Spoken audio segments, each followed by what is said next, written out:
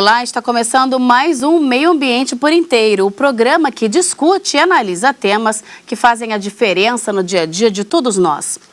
Quando se fala em radiação, logo se pensa nas usinas nucleares, mas com exceção das vezes em que ocorrem acidentes nucleares, que são raros, esse tipo de radiação não é a grande responsável pela poluição radioativa no meio ambiente. Fontes naturais e artificiais produzidas em excesso podem causar danos à saúde do homem.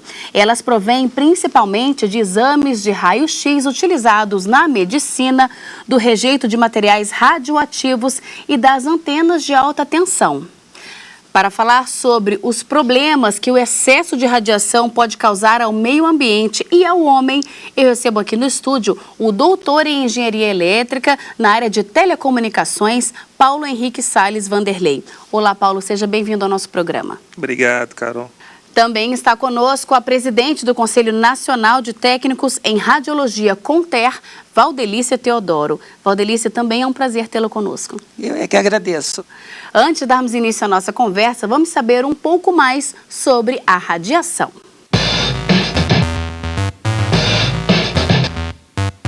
Radiação. Poucos sabem o que realmente significa, mas ela está presente no nosso dia a dia. Raio-x, micro-ondas, antena de celular. Um exemplo é o Sol. Ele emite radioatividade, mas em uma quantidade pequena, essencial para o desenvolvimento do ser humano. Todo mundo recebe algum tipo de radiação. O Sol é uma grande usina atômica que emite radiação.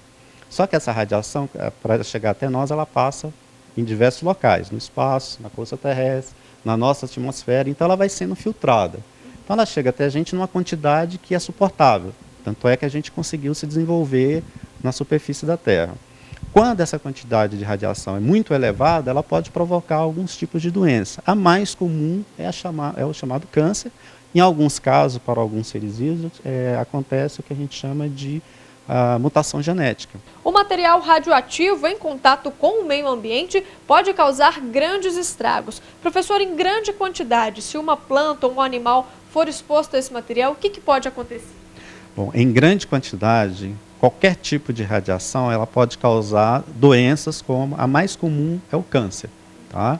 Em quantidades adequadas, existem vários laboratórios no mundo inteiro que utilizam essa radiação para melhorar as plantas, por exemplo, através de mutação genética. Tá? Via de regra, a consequência é a mesma, é uma mutação genética. Essa mutação genética ela pode ser boa ou ela pode ser ruim. Não é? Boa quando você faz algum tipo de mudança genética que vai melhorar a produção, uma característica de uma planta, por exemplo, ela ser uma planta que suporta melhor a seca. Em grandes quantidades é causar algum tipo de mutação que é maléfica, causando a morte do ser vivo. O problema se torna quase irreversível quando um acidente acontece. Depois de um terremoto, uma usina nuclear do Japão explodiu e causou pânico nos moradores das regiões próximas. Toda a região em volta daquela usina recebeu uma quantidade de radiação muito grande.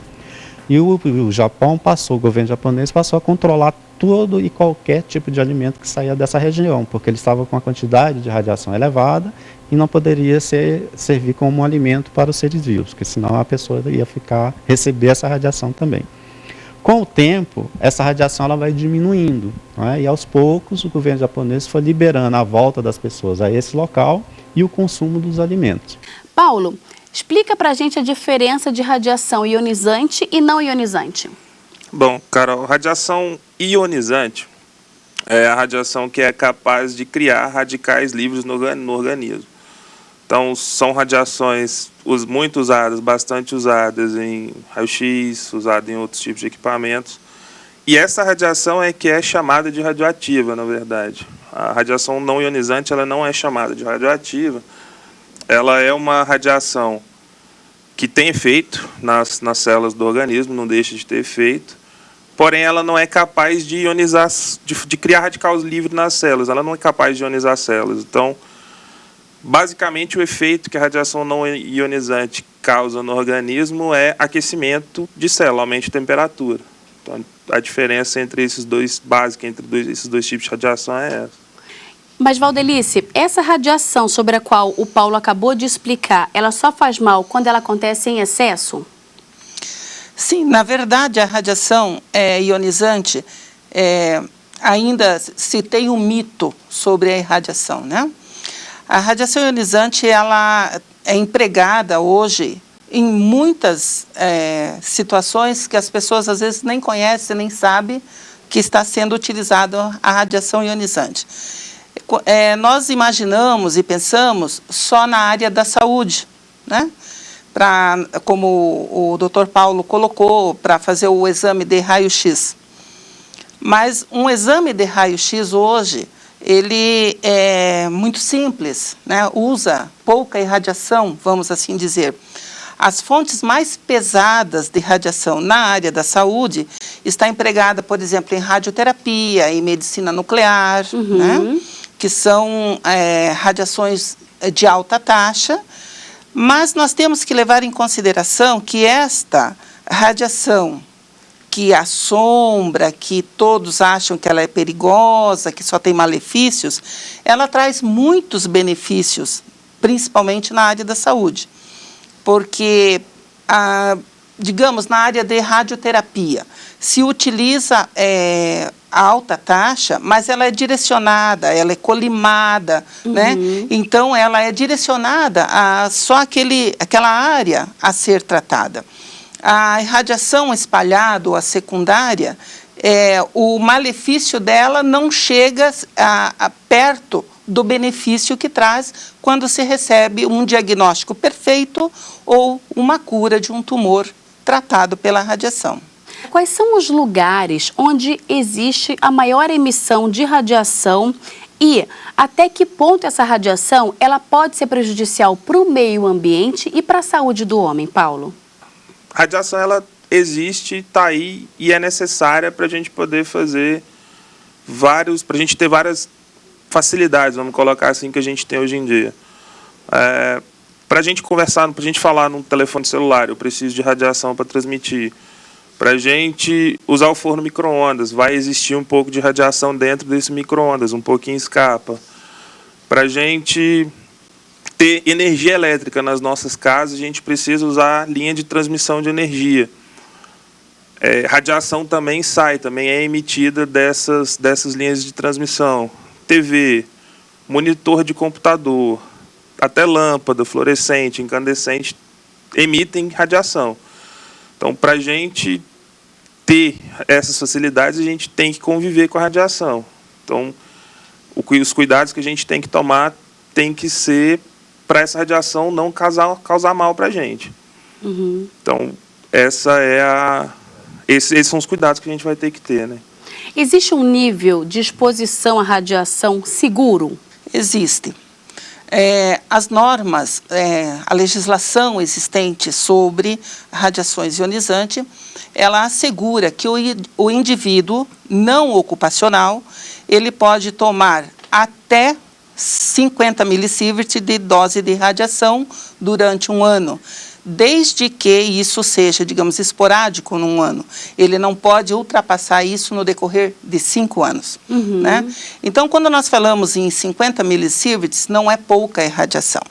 Mas nós temos que lembrar o seguinte, que nós convivemos num meio de radiação em todas as situações. Nós temos a radiação ionizante, a não ionizante, como o Dr. Paulo falou, nas redes de alta tensão tem radiação, em todos os utensílios do nosso lar, né? Nós temos irradiação, nós temos a irradiação solar, ultravioleta, nós convivemos com a radiação. Até alimentos que nós consumimos, ele passa por radiação. As garrafas de refrigerante, de cerveja, passa por radiação, né? Pedras que nós usamos em joias, semijoias, passa por radiação para poder corá-las mais rápidos. A maquiagem que as mulheres usam, que nós usamos, ela passa por um processo de radiação, né? Então, em tudo que se emprega hoje não dá para falar no mundo, na convivência, na sociedade, no meio ambiente, ou em tudo que nós vivemos, sem ter a radiação. Inclusive, no campo, né, o adubo que é colocado para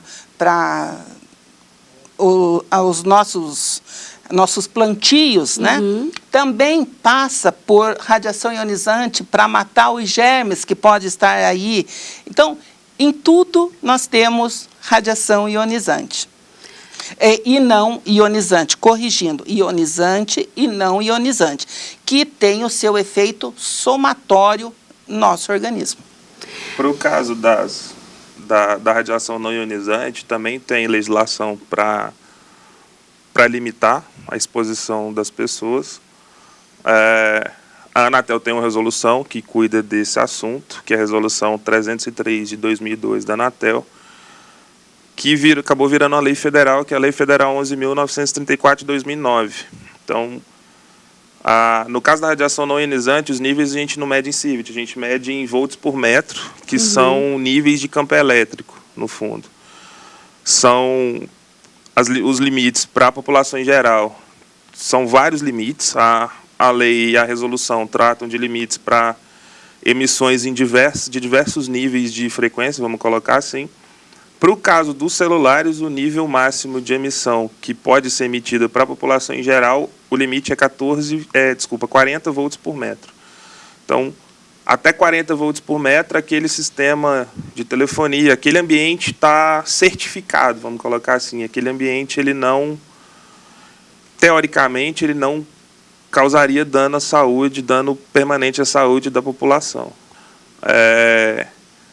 Hoje a gente não ultrapassa esse nível. O problema que a gente pode ter em relação a isso é o seguinte: a gente tem um nível. O nível está aí, o nível são 40 volts por metro, e esse nível não é ultrapassado.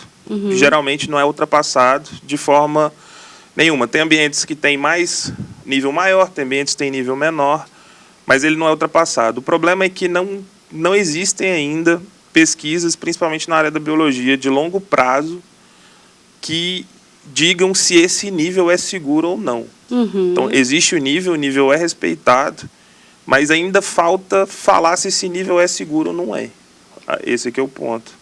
A radiação emitida nas linhas de transmissão de alta tensão, ela pode ser prejudicial ao meio ambiente, ao homem? Pode, desde que não observado a distância, né, que é necessária para ter a segurança. Então, a radiação existe nessas transmissões, né, nessas linhas de transmissões. Quando elas... E muito bem lembrado, né, que teve uma audiência pública que foi de suma importância para esclarecer essa matéria, né? Então, essa radiação existe, né, mas ela tem uma margem de segurança e que deve ser respeitada para que não cause mal, nem ao homem, nem ao meio ambiente. A gente vai continuar conversando sobre esse assunto, mas agora vamos para um breve intervalo e daqui a pouco estamos de volta com mais Meio Ambiente por Inteiro. Não saia daí.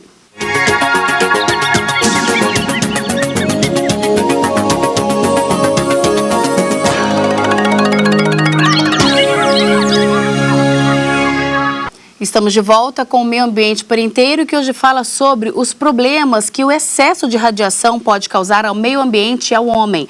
Participam do programa o doutor em Engenharia Elétrica na área de Telecomunicações, Paulo Henrique Salles Vanderlei. E a presidente do Conselho Nacional de Técnicos em Radiologia CONTER, Valdelice Teodoro. No bloco anterior, a gente tocou no ponto da audiência pública, não é, Valdelice, que foi realizada aqui no Supremo Tribunal Federal, da qual você participou, e essa audiência, ela foi feita para discutir o nível de emissão dos campos eletromagnéticos aqui no nosso país. Vamos ver como é que foi essa audiência. Durante 3 dias, 21 expositores passaram por aqui, discutiram o aspecto social, ambiental, urbano e de saúde.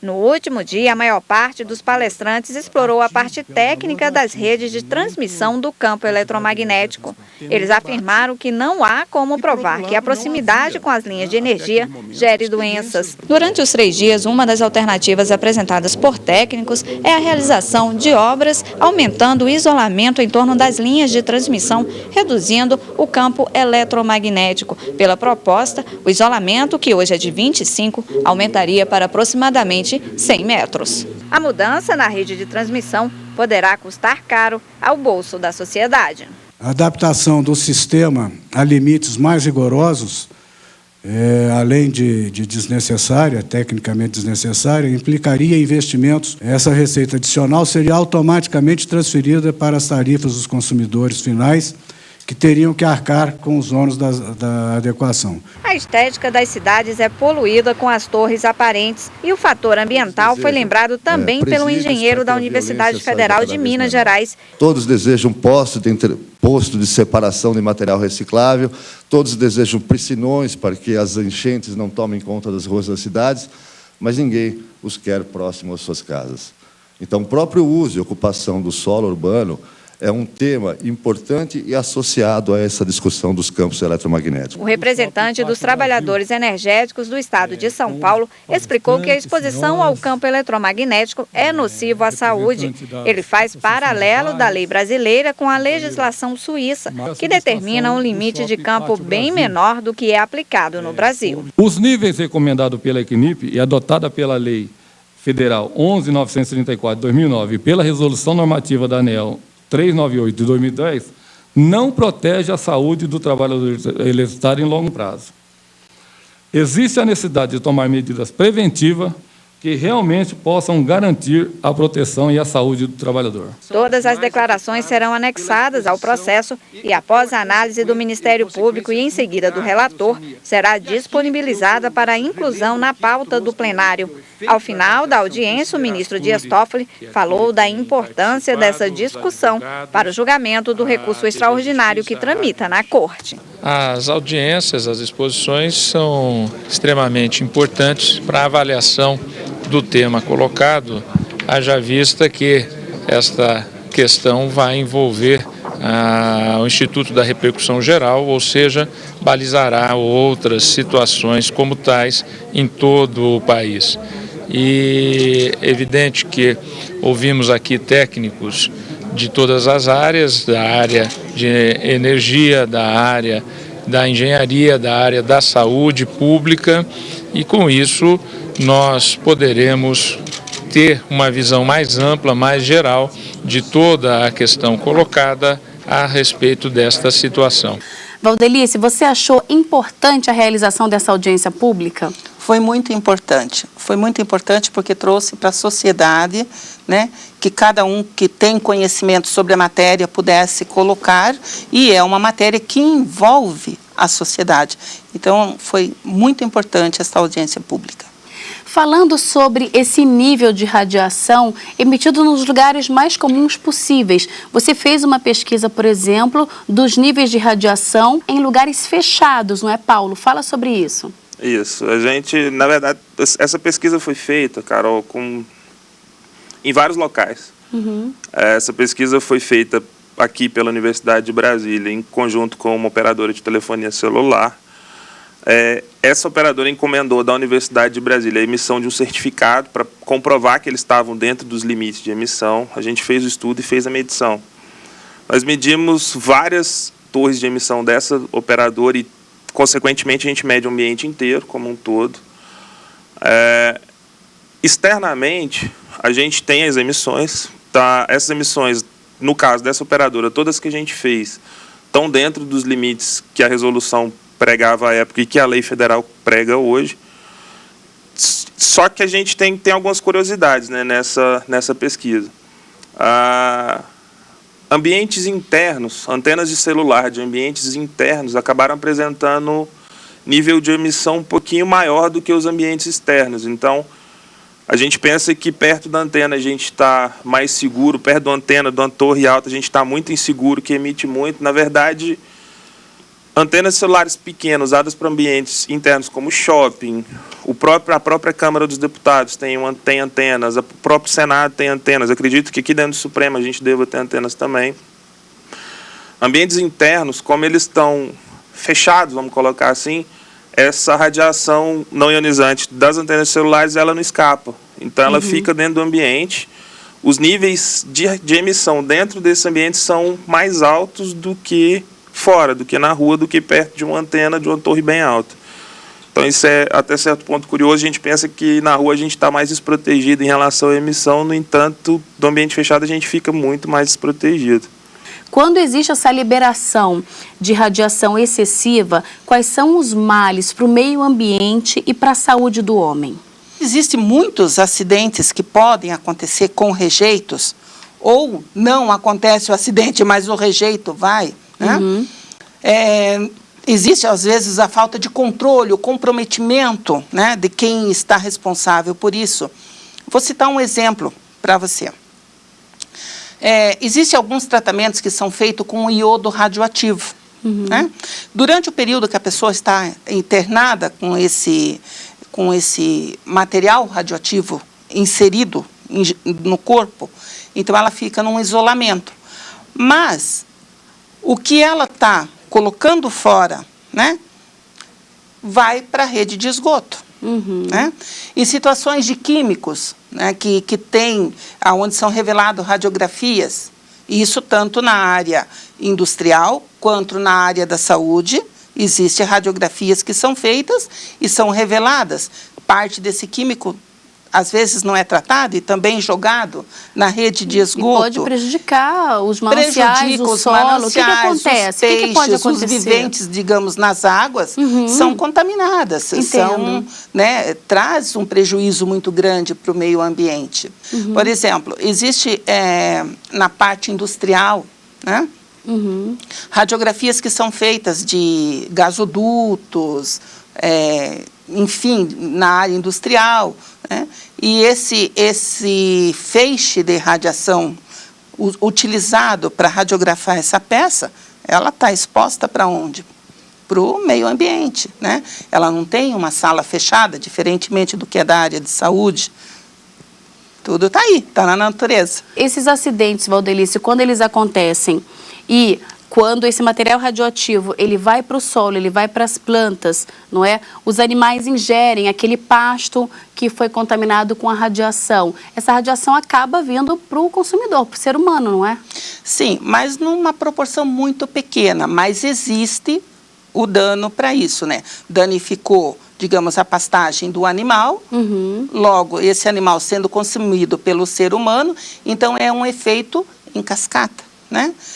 Ao meio ambiente e ao ser humano. Ali da situação do acidente de Fukushima, houve, digamos assim, uma responsabilidade muito grande por parte das autoridades, né, que eles isolaram a área e não permitiram o consumo de nada dali, porque o meio ambiente, tudo que estava de plantação, de verduras e tudo, foi contaminado pela irradiação, então não foi consumido, é impossível ser consumido sem trazer um malefício para a saúde do humano.